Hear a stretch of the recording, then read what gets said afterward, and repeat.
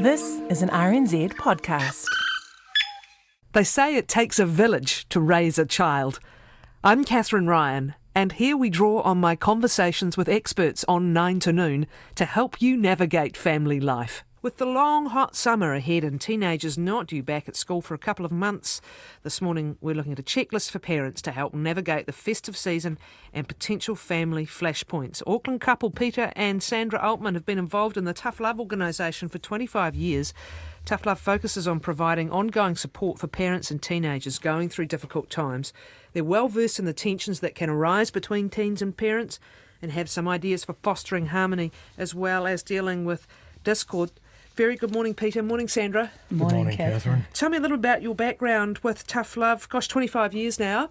Why did you get involved and, how have things evolved? We got involved like all parents in Toughlove. We had teenagers at the time and had a few little difficulties, and we reached out for some support when we realised that could be of value to us, and that's usually the turning point for most parents. Doesn't necessarily mean you've got huge problems, but problems you want to get on top of. And that's how we got involved, and both of us are still involved now. What's the underlying philosophy or approach? The underlying philosophy is that parents who have difficulties with their kids need support. It's important to take the step to seek support and then take action that's going to help deal with the issues rather than pussyfoot around. But Toughlove is not about kicking kids out of home, and it is not about physical punishment. It's about trying to find appropriate consequences and guidance that engender respect and love within the family. And the last thing I wanted to say on this is that it's called Toughlove because it can be tough when things are not going too well to find ways to love your kids rather than turn the other way and disregard them. What are some of the common tension spots for parents and teens, even before we get into the Christmas season, when we're all in each other's faces, sometimes for more than normal? What are typically the frictions that might be experienced at different extremes, right? Probably things that cause parents to feel angry and then react with anger. Teenagers have a mind of their own, as they should, as they're developing their way in the world, and what they want to do sometimes causes conflict with parents who think kids should be focusing on or doing other things. That causes parents to become angry, and we have a saying that never make decisions when you're angry. Find ways to deal with your own anger first, so you're not trying to problem solve while you are angry. Because if you do, you're just demonstrating to your kids and role modelling the fact that getting angry and getting short and developing a temper and so on is a good thing to do when you can't solve the problem. So it's important to settle down, and that's what Toughlove helps parents do. So Sandra, what do you do? Do you just sometimes exit a situation or pause a situation and say, we'll discuss this later? Give me some examples of situations where instead of doing what you want to do and letting them have it, you're making a split-second strategic decision. What might happen? Well, this needs to be practiced because most of us are reactive, and sadly if we are hurt and we are angry, we react. So it's a vital ingredient to any situation when we're put in a vulnerable situation and we're angry, to step back, Catherine. All those things you mentioned are vital, to learn to calm down, to exit sometimes physically, sometimes it's more mental. You've got to more or less count your breaths and take some breaths and say, look, I'd like to discuss this and I think we need to have a break from it and we'll come back later. Easier said than done, isn't it? Much easier. Yeah. That's why it needs practicing on a daily basis. When do you come back to it later? When you're calm.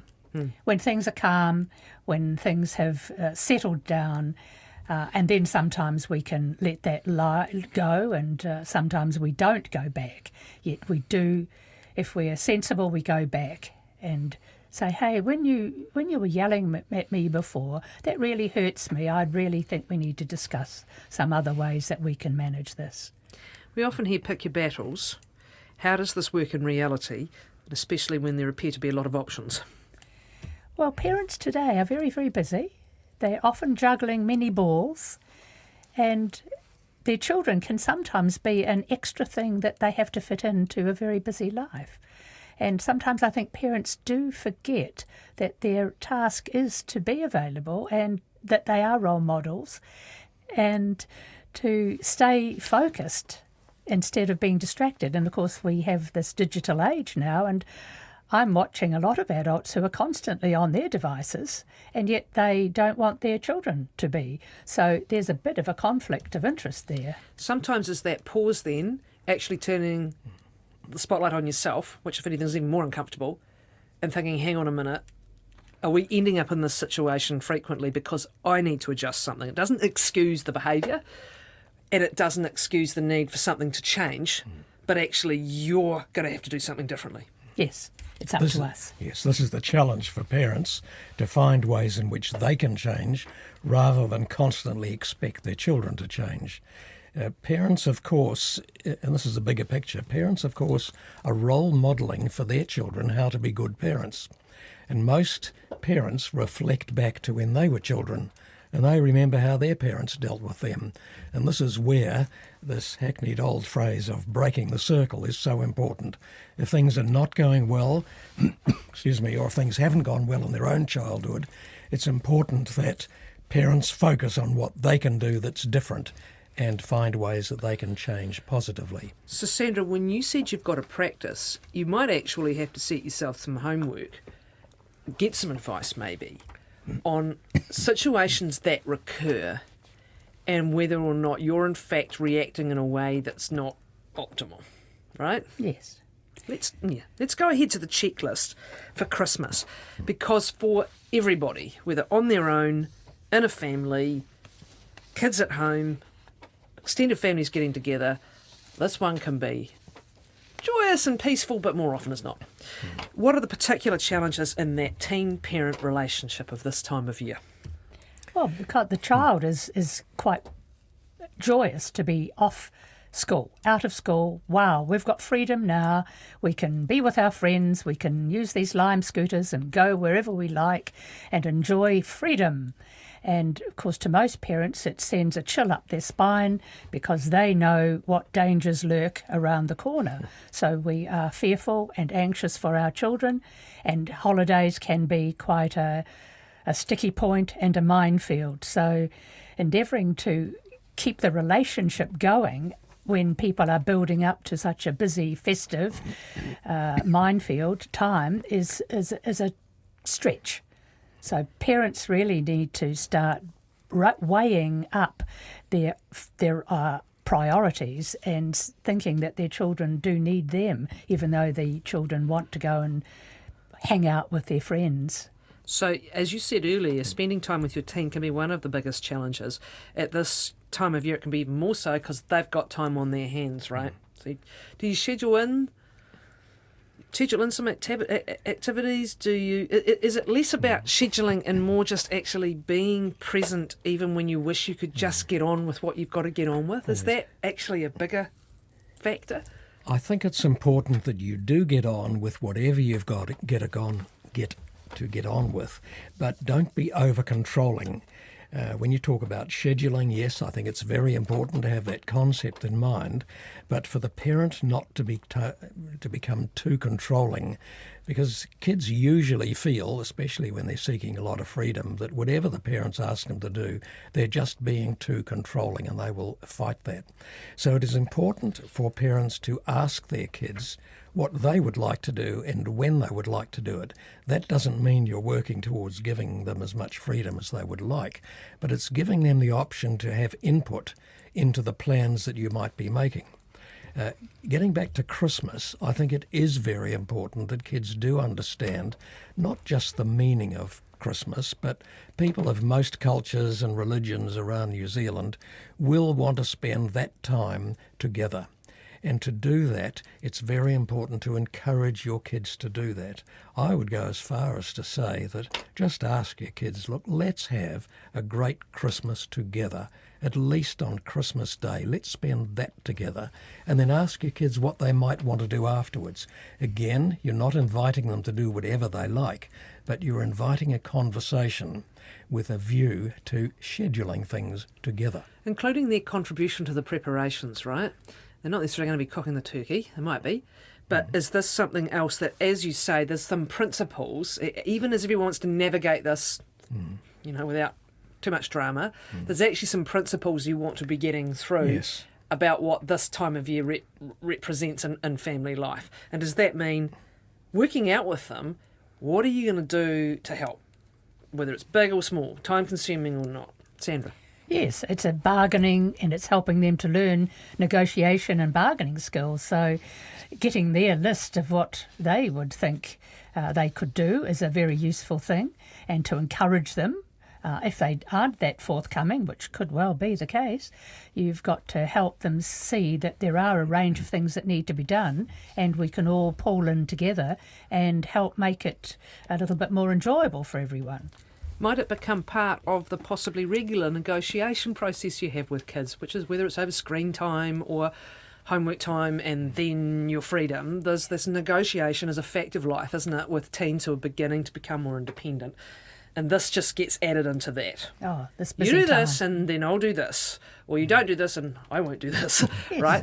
But again, rather than leaving it to the last minute, is it good to think about it in advance before everyone's fried? Yes, it is. Teenagers by nature often make decisions in the last minute, maybe prompted by demands from their friends or what might suddenly appear as a text or on Facebook, so their plans will change very quickly. Parents need to recognise that, but also encourage them to fit in with the family. I think it's important to ask kids what they might want to do and when they might want to do it. Again, it doesn't mean that you're giving them freedom to do whatever they like, whenever they like, but it's part of role modelling the importance of cooperation within the family. And that's one thing the Toughlove organisation encourages very strongly, and that is to work towards cooperation so that we stay together as a family.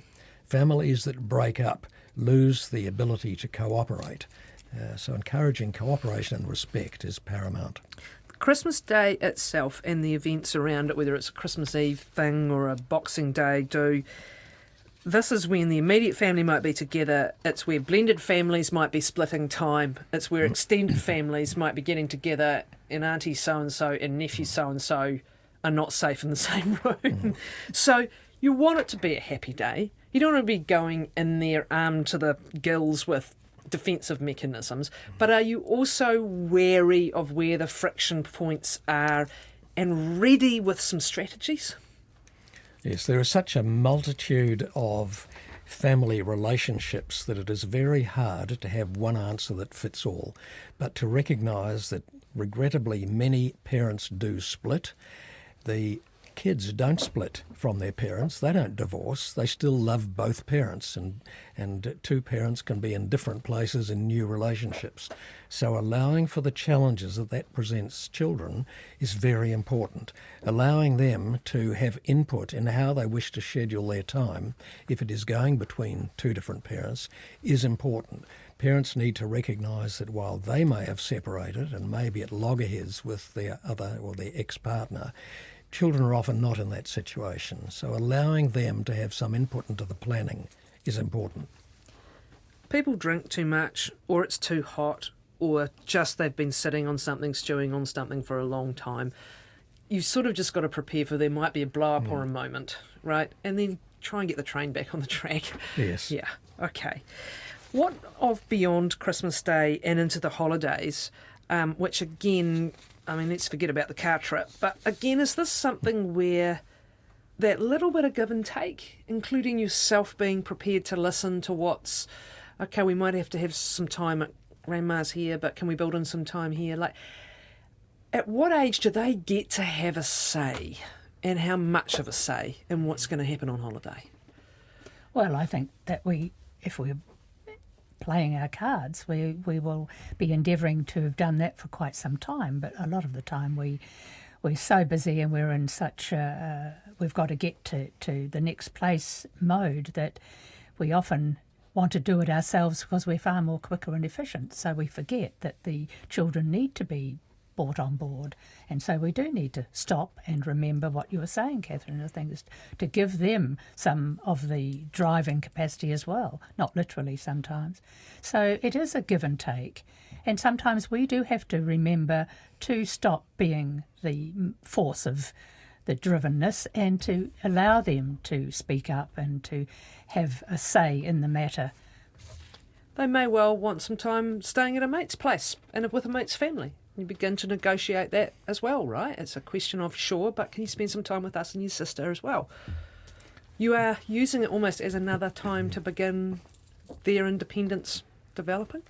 Yes. In the Toughlove organisation, we tend to deal with parents who have difficult and sometimes very extreme behaviours rather than just the normal situations that arise within families, the situations where there is dispute and difference between parent and teenager. But where we're dealing with children who do want to run away, leave the house without notice and don't say where they're going, it is important for parents to be cognizant of the anger that arises within while also trying to work out some sort of compromise and negotiation. Parents do, I believe, need to know where their children are, who they're with and when they're going to be home.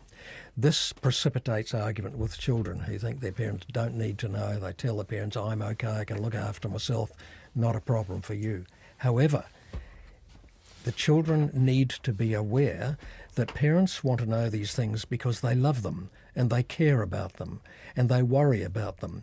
And that's a part of the bargaining tool to say, look, if you're not going to tell me where you are, I will worry. What happens if something goes wrong? I need to be able to contact you. So maintaining contact with children when they're out of home is very important. One piece of advice is that don't think that buying expensive presents is going to buy you good behaviour. Exactly. Could I add to that, or excuse you for not spending time with your kids, right? Yeah. A very simple thing that parents can do, and I would recommend it to any parent that's listening, write your child a card. A card where you express your feelings and your love. It doesn't need to be too much, but something nice that shows and demonstrates to your child how much you love them and care about them. Another challenge is that the holidays are the time when you're trying to get a holiday, right? You're tired. Especially working parents, I imagine you need the holiday, but you're still a parent, you know. You are. And how do you balance those two things, right? How do you build in some time to get some rest, but equally be there? Well, hard, very hard work. And that's where we are the adults and we are the ones that do need to role model, and we need to also look after ourselves, recharge our batteries, use mindfulness techniques to be able to calm ourselves down, to recognise now, as we do with the brain development research that's now done, that young people who may well be adult-sized physically are not capable of concepts that we would like them to be very capable of, and that they won't until their mid-20s. You also mentioned the idea of talking to them about the possibility of getting a job. And this is the other challenge of holidays, isn't it? It's all that energy. And I'm bored. And that in itself can lead to the tension and the friction. Have you seen examples where actually just being away, somewhere organised, somewhere structured, with someone in charge, has been a real release for everybody involved? How do you go about making that happen well? Parents or adults may find it relatively easy to find a job, get a job, and to know what to do from past experience in order to find a job. For teenagers, this may be their first time ever trying to find their way through the maze of what they have to do. A parent can encourage a child to write a CV. It doesn't have to be the prescription CV, but just to write down things that they might think they're good at as a means of working towards something the child may feel is within their capability. A parent can ask a child, what do you think you're good at? What would you like to do if you had the freedom of choice? Do you want to earn money? If so, what sort of money might you want to earn? Find out what their interests are. Let them have a go at writing a CV or a job application, and then review it with them rather than write it for them. If you do what they could have done, they will never learn how to do it for themselves. You mentioned you often work with families that are going through pretty tough times. Yes. And is there availability of your own organisation or others over summer when everyone is pretty much at the end of that tether? We have support groups in Auckland, Waikato and Christchurch. They closed down, some have just finished last night, they closed down until either early January or until the beginning of February. And if parents wish to find out where our groups are, they just go on to our website, toughlove.org.nz. They will find meeting times and some guidance. If parents go to a group, and even if they're separated, it's important that mother and father go together. They need to be on the same page. And they can phone our 0800 number if they wish, 0800 Tough Love. Ringing someone and talking to someone is going to be a good idea no matter what, if it really is. Yes. It really is that tough. Thanks very much. Here's hoping it's all a breeze for everybody, and a happy Christmas to you. Thank you for coming in, Peter and Sandra Altman. Thank you, Catherine.